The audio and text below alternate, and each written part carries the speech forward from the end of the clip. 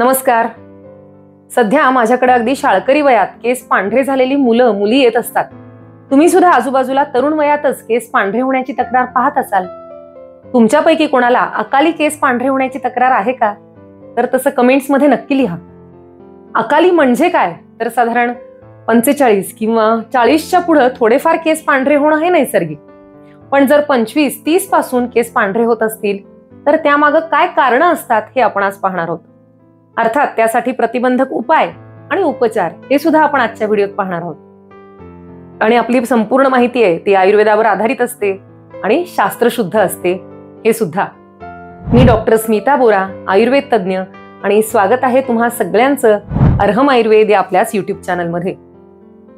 अधिकाधिक जणांपर्यंत आयुर्वेदाचं शास्त्रीय ज्ञान पोहोचवणारी ही एक आरोग्य यात्रा आहे आणि यामध्ये तुम्ही सुद्धा नक्की सहभागी व्हा. चला वळूया आजच्या विषयाकडे. तुमच्या सगळ्यात आवडत्या 2-3 पदार्थांची नावं घ्या. असं म्हटलं तर कुठले पदार्थ येतील? व्हिडिओ 1-2 मिनिटं पॉज करा आणि लिहा बरं. बऱ्याच वेळा पिझ्झा, वडापाव, भेळ, पाणीपुरी, सँडविच असे चटपटीत पदार्थ यामध्ये वरच्या नंबरला असतात. आता या सगळ्या पदार्थांमध्ये कॉमन काय आहे? तर या प्रत्येकात एकतर जास्त मीठ आहे किंवा जास्त प्रमाणात सोडा आहे.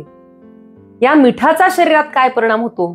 तर मिठामध्ये असलेलं जे सोडियम आहे ते हायग्रोस्कोपिक आहे, म्हणजे शरीरातलं पाणी शोषून घेणार आहे. या सोडियमचा अतिरेक झाला तर काय काय होतं याची एक मोठी यादीच आहे. आणि त्यातलं सगळ्यात महत्वाचं निर्माण होणारं लक्षण म्हणजे वयाचा स्पीड वाढणं, ज्याला आपण म्हणतो एजिंग. आयुर्वेदामध्ये क्षार म्हणजे मीठ जास्त असलेले पदार्थ वार्धक्य लवकर आणतात असं स्पष्ट सांगितलेलं आहे. वार्धक्य म्हणजे काय? तर त्याचा अंतर्गत आरोग्यावर जसा परिणाम होतो म्हणजे एनर्जी कमी होणे, त्याचप्रमाणे दृश्य परिणाम होतो स्किनवर आणि केसांवर. सुरकुत्या पडणे, केस पांढरे होणे, केस विरळ होणे असे सगळे वार्धक्याचे परिणाम आहेत. जेव्हा तुमच्या आहारात मिठाचं प्रमाण खूप असतं तेव्हा हे सगळे परिणाम वेगानं व्हायला लागतात. मिठाचा स्वभाव कसा आहे तर रुचिकर, त्यामुळे नमकीन किंवा खारट पदार्थ आपण खायला लागलो की त्यावर नियंत्रणच राहत नाही. तुम्ही साधे शेंगदाणे आणि खारे शेंगदाणे आठवून पहा बरं, कुठले शेंगदाणे आपण जास्त खातो? तसंच वेफर्स, चिप्स किंवा जंक फूडच्या बाबतीत होतं. या सगळ्यात मिठाचं प्रमाण जास्त असतं, त्यामुळे आपल्याला त्या पदार्थांची चव लागते आणि आपण थोडं खाऊन कधीच थांबत नाही. हे सगळं जे सायन्स आहे ते रेडीमेड फूडच्या कंपन्यांना किंवा जंक फूड तयार करणाऱ्या प्रत्येकाला चांगलं माहिती आहे. एका प्रसिद्ध कंपनीच्या वेफर्सची जाहिरात आहे की एक खाऊन तुम्ही थांबूच शकत नाही. अजिनोमोटो हा सुद्धा क्षाराचाच एक प्रकार, ज्याला म्हणतात टेस्टिंग सॉल्ट. आमच्याकडच्या सगळ्यात मोठ्या व्यापारानं मला एकदा सांगितलं की कोरोनापूर्वी आम्ही 1-2 पोती अजिनोमोटो एका महिन्याला विकायचो आणि सध्या त्यांचं ते प्रमाण वाढलंय जवळजवळ 500 पोती इतकं. अगदी थक्क करणारा, भीतीदायक आकडा आहे. प्रत्येक ढाबा, प्रत्येक छोटी मोठी टपरी, प्रत्येक हॉटेलमध्ये सडळ हातानं अजिनोमोटो वापरलं जातं. घरच्या जेवणात आणि हॉटेलच्या जेवणात फरक का असतो? त्यांच्या टेस्टमध्ये फरक का असतो? तर तो या टेस्टिंग सॉल्टमुळे असतो. हे टेस्टिंग सॉल्ट, अजिनोमोटो किंवा बेकरीतले सोडा, मिठाचे नमकीन पदार्थ हे सगळे आहेत आधुनिक जीवनशैलीची देणगी.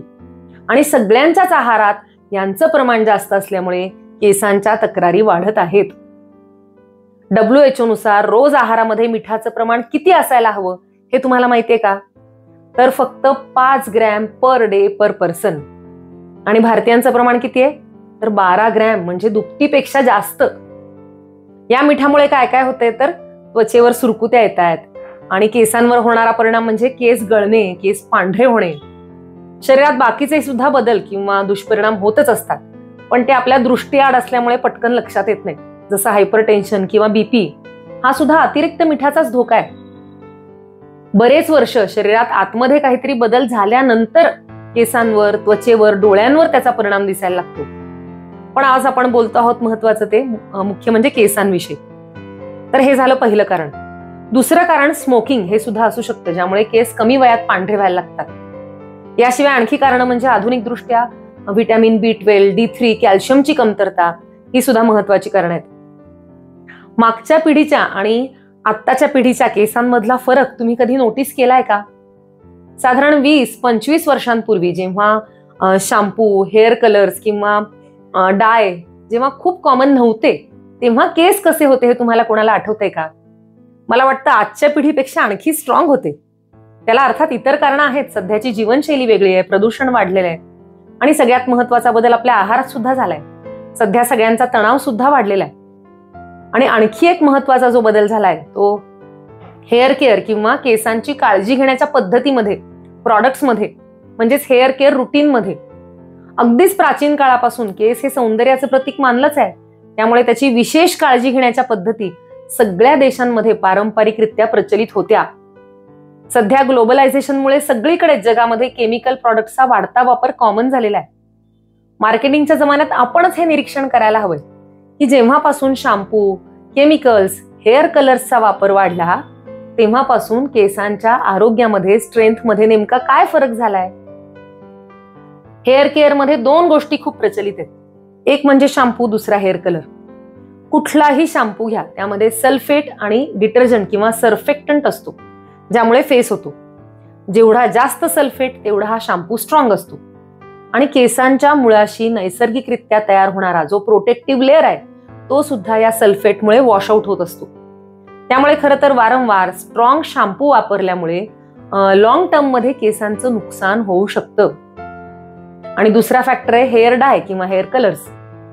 केस पांढरा होतो म्हणजे नेमकं काय होतं ते तर आधी आपण समजून घेऊया. वय वाढलं की त्वचेमध्ये मेलानोसाइट्सची संख्या कमी कमी होत जाते आणि मेलॅनिन किंवा रंगद्रव्य कमी होतं. आता या रंगद्रव्याची कमतरता निर्माण झाल्यानंतर ती पेशी जी आहे केसांच्या मुळाची ती रंगद्रव्य तयार करत नाही आणि मग केस पांढरा होतो. हे अनुवंशिकता आणि तुमच्या जीवनशैलीवर अवलंबून आहे की कोणत्या वयात मेलानोसाइट्स कमी होणार. साधारण 40 नंतर जर थोडेफार केस पांढरे झाले असतील तर ते नैसर्गिक आहे. पण खूप लवकर केस पांढरे व्हायला लागले तर अर्थातच डायचा वापर केलाच जातो. हा डाय किंवा हेअर कलर काय करतो तर केसांच्या सेलच्या आत जाऊन तिथे पेनिट्रेट करून प्रत्येक सेलला कलर करण्याचं काम या डायमुळे होतं. म्हणून एकदा तुम्ही कलर केलेला केस लांबीमध्ये वाढतो तेव्हा फक्त मुळाशीच पांढरा दिसतो. कारण मुळापासून येणारा किंवा वाढणारा जो केस आहे तो पांढराच असतो. मग त्याला तुम्हाला पुन्हा पुन्हा टचअप करावं लागतं. या टचअपमुळे डोक्याची त्वचा आहे ती पुन्हा पुन्हा केमिकल्स ऍब्सॉर्ब करत राहते. काही पेशंट्स तर वर्षानुवर्ष दर 8-15 दिवसांनी डाय करत असतात. त्यांचे केस इतके विरळ झालेले असतात की मी त्यांना म्हणते की अहो डाय करण्यासाठी तरी केस शिल्लक ठेवा.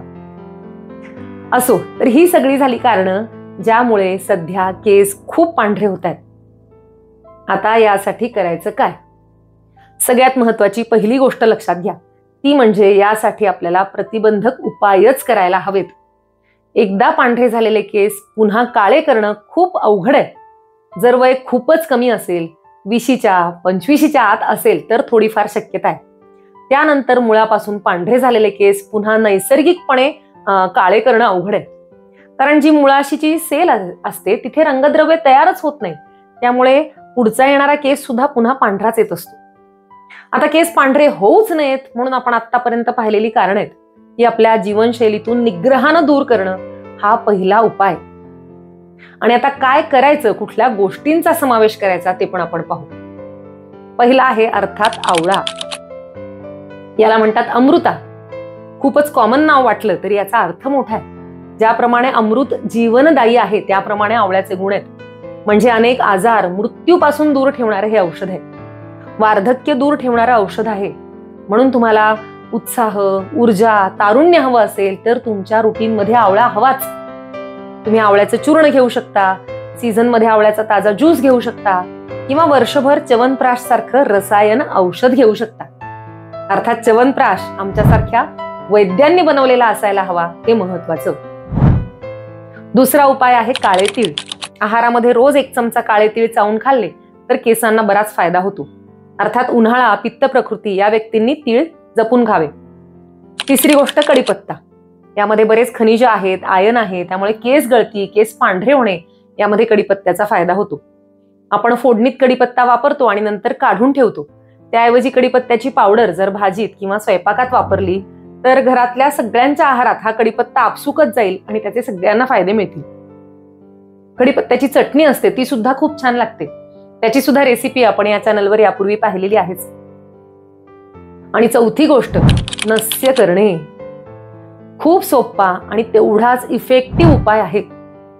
तुम्ही करून पाहिल्याशिवाय तुम्हाला याचे फायदे कळणार नाहीत. रोज रात्री झोपण्यापूर्वी 2 थेंब शुद्ध तूप किंवा शुद्ध बदाम तेल दोन्ही नाकपुड्यांमध्ये थोडं कोमट करून टाकावं. नियमितपणे नस्य केलं तर त्याचे असंख्य फायदे मिळतात. झोप सुधारते, चेहऱ्यावर ग्लो येतो, केसांना फायदा होतो, सगळ्या इंद्रियांचं पोषण होतं, स्मरणशक्ती वाढते, खूप फायदे आहेत त्याचे. म्हणून रोज नस्य करायचं. आणि 5वी गोष्ट म्हणजे नॅचरल हेअर केअर प्रॉडक्ट्स. खूप स्ट्रॉंग केमिकल्स असलेली प्रॉडक्ट टाळणे आणि शुद्ध नैसर्गिक उत्पादनांचा वापर करणे म्हणजे केसांसाठी अगदी वरदान आहे. वर्षानुवर्ष शिकेकाई वापरलेल्या स्त्रियांचे केस म्हातारपणात सुद्धा सुंदर राहतात, हा प्रत्यक्ष अनुभव आहे. त्याचबरोबर वैद्यांकडून काही शुद्ध हेअर ऑइल्स किंवा हेअर प्रॉडक्ट्स तुम्ही घेऊ शकता. तर या 5 गोष्टींचा अंतर्भाव तुमच्या हेअर केअर रुटीन किंवा जीवनशैलीत केला तर पांढऱ्या केसांना प्रतिबंध होईल आणि केस स्ट्रॉंग होतील. केसांची मुळे स्ट्रॉंग तर केस स्ट्रॉंग, हे नक्की लक्षात ठेवा.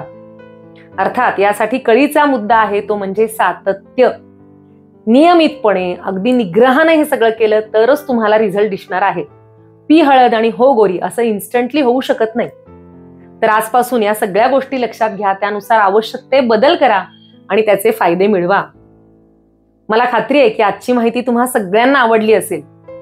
आयुर्वेदाचा हा शास्त्रीय वारसा अधिकाधिक जणांपर्यंत पोहोचवण्यासाठी मी कटिबद्ध आहेच. त्यात तुमचाही सहभाग हवाच. म्हणूनच ही माहिती अधिकाधिक जणांपर्यंत पोहोचवा. कारण जाहिरातीच्या या युगात शास्त्रीय माहिती सर्वांना माहीत असणं हेही खूप महत्वाचं आहे. आणि हाच तर आपल्या चॅनलचा उद्देश आहे. चॅनलवर नवीन असाल किंवा चॅनल चुकून सबस्क्राईब करायचं राहिलं असेल तर अवश्य करा. बेल आयकॉन प्रेस करा म्हणजे नवीन व्हिडिओ आला की तुम्हाला लगेच कळेल. तुमच्या प्रश्नांची, कमेंट्सची आम्ही वाट पाहत असतो. तेव्हा तुमचे प्रश्न आम्हाला नक्की विचारा, तुमचे प्रतिसाद लिहा. आजचा व्हिडिओ कसा वाटला हेही कळवा. भेटूया पुढच्या व्हिडिओतून. शुभम भवतु. धन्यवाद.